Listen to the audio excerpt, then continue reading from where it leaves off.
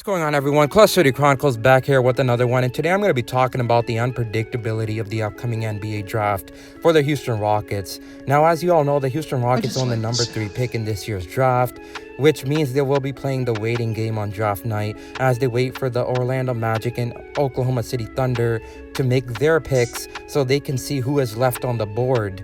Obviously, in this year's draft, there is a big three in place: Jabari Smith Jr., Chet Holmgren, and obviously Paolo Banchero. Now, the order of that big three is what throws a lot of fans off. And recently, many people have been saying Paolo Banchero has that upside of going number 1 in this year's draft. And I truly agree with that statement because he does have that upside. He does have the talents that would, I guess, convince a team like the Magic to pick him number 1. And obviously, if Paolo Banchero were to go number 1 in this year's draft, that would throw off the whole pecking order, in my honest opinion, for this year's draft. That could lead to either Chet Holmgren or Jabari Smith Jr. being a Houston Rockets come next season. And overall, despite that being a possibility, I just don't see that happening.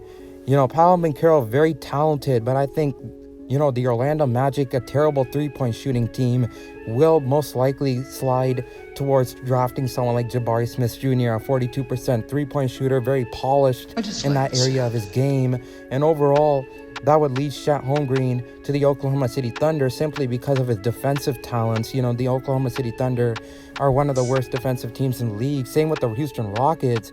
But the advantage of having the number 2 pick in this year's draft is you get dibs. And I just don't see the Oklahoma City Thunder passing on someone like Chet Holmgren, leading to Paolo Banchero being the consensus number 3 pick for the Houston Rockets. And despite all the reports that say, Paolo could go number 2 to the Oklahoma City Thunder, I just don't see that being a likely scenario, considering Chet Holmgren and Jabari Smith Jr. could still be on the boards for the Thunder to select and add to their, respective rebuild. So comment down below your thoughts on who you think the Rockets will end up.